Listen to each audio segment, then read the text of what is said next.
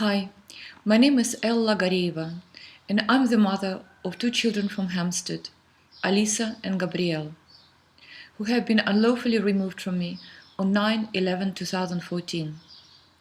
This is a high-profile case, and you can find the details on our websites, hampsteadcoverup.com and freethehampstead2.com. You will find the links at the bottom of this page. The Hampstead case is a criminal case, which has been blatantly and shamelessly covered up by the British authorities, and we have more than enough documented evidence to prove it. The judgment of notorious High Court Judge Anna Puffley was fraudulent and in breach of several articles of human rights. She unlawfully assumed the duties of a criminal judge and jury within a secret family court in a case concerning sadistic, satanic, ritual abuse of children and the trafficking, torture, and serial killing of countless innocent infants. A case which was never a matter for the family court. Puffley further abused her power by criminally perverting the course of justice throughout the fact-finding or fact-hiding hearing.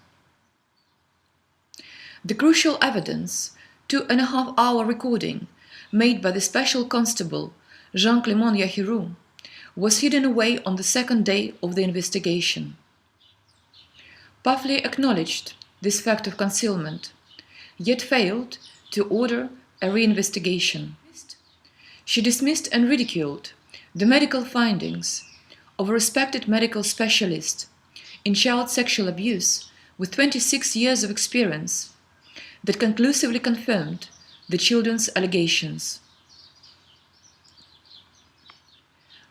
My children, Alisa and Gabrielle, suffer horrendous, sadistic physical, emotional, psychological, and spiritual abuse in school at the hands of their father, Ricky Diamond, headmistress Kate Forsdyke, Louise Hollings, Nina Marden, and the rest of the teachers in Christchurch School.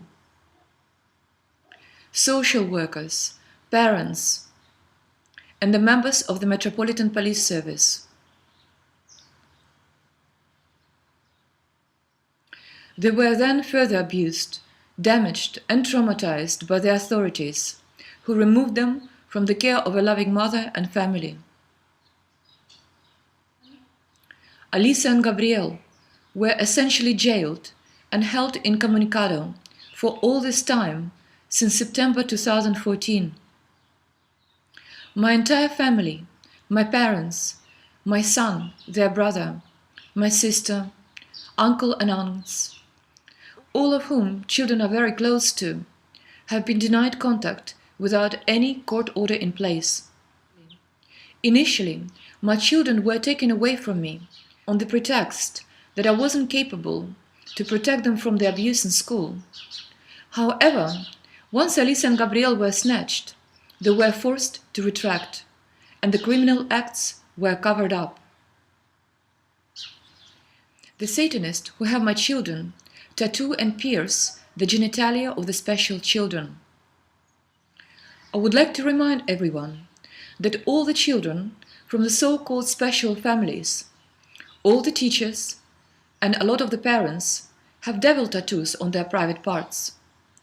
Many of them have irremovable distinguishing marks, such as birthmarks, as in case of the headmistress Kate Forsdyke, with her port wine stain all over her thighs and pudenda, Galina Upson's birthmarks, and Nina Marsden mole, the size of a 5-pence piece. All this evidence has been forwarded to the police, including the children's drawings of the distinguishing marks. To this day, none of the perpetrators, including the children's biological father, Ricky Diamond, was arrested and investigated. Not a single mobile or laptop has been seized, apart from Jean-Clément's laptop with the children's testimonies. No CCTV footage acquired and watched. No property searched. On the contrary, Kate Forsdyke was invited to the strategy meeting on the 8th and 9th of September 2014, literally a few days after the first children disclosure on the 5th of September, even though she was named as one of the main abusers and a cult ringleader way before the forced retraction.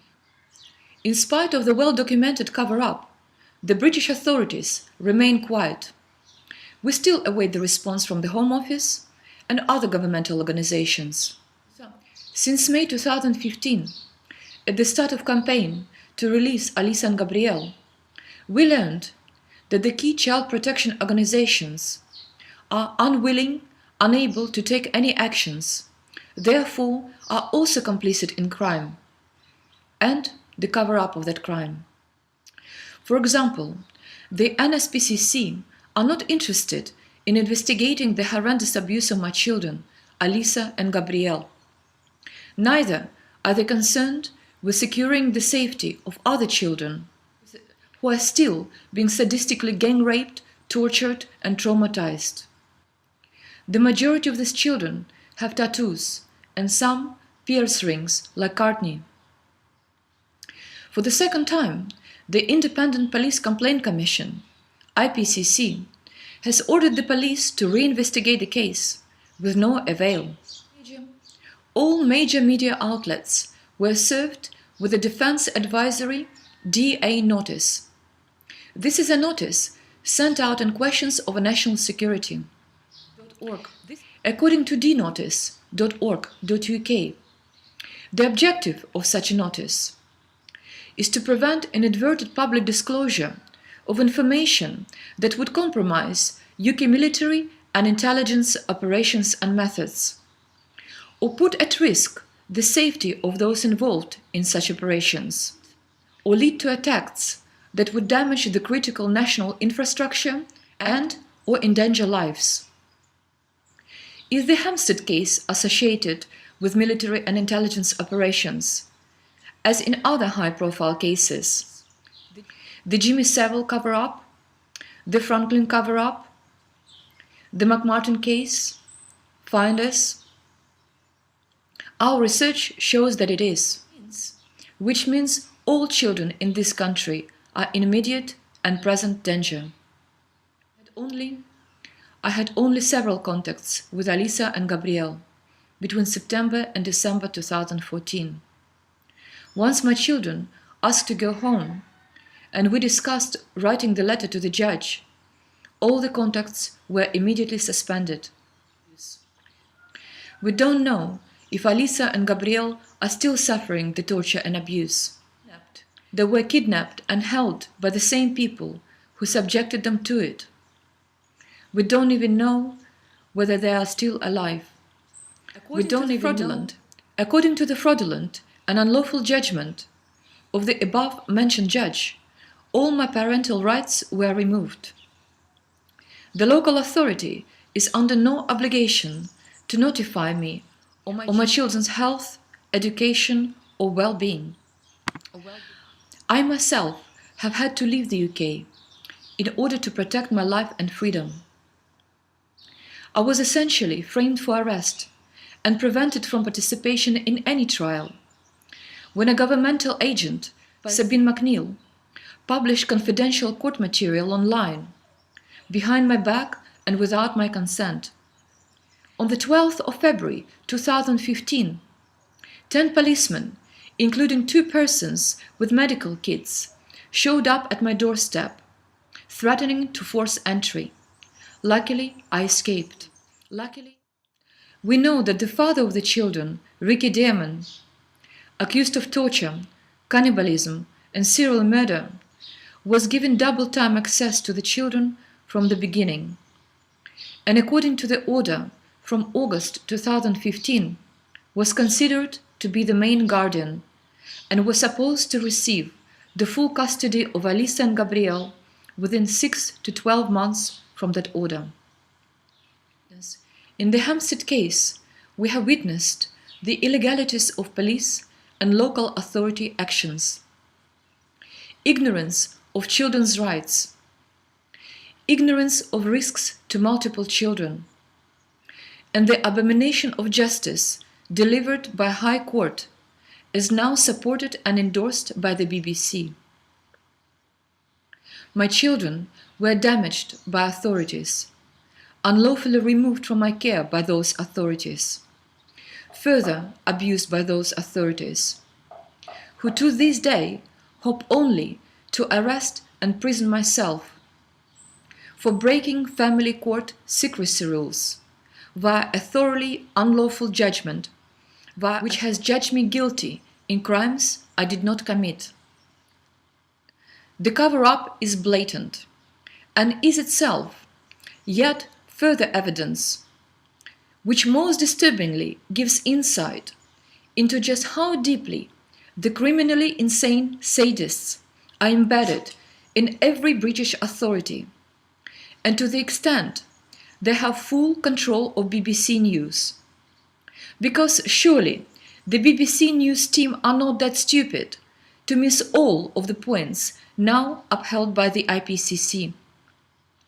We have come up with alternative ways to make general public aware of the injustice that has been done to the children, of the criminal activity taking place in the schools, in the courts, within the police service, social services, local authorities, and the danger to all other children in the UK. With the various strategies in mind and the vast support of the public, we appeal to everyone concerned with such a horrific situation to start acting to put an end to these atrocities happening in our society and support our initiatives to free Alisa and Gabrielle and all children held captive against their will. I would like to take this opportunity to sincerely and wholeheartedly express my deepest gratitude to so many people around the world who are supporting our Alisa and Gabrielle, making and reposting videos, creating and running websites and blogs, writing to the authorities, disseminating leaflets, and spreading the story in every way possible. May God bless you all and keep our children free and safe. Free the Hampstead too, free Alisa and Gabrielle, and all children from this evil.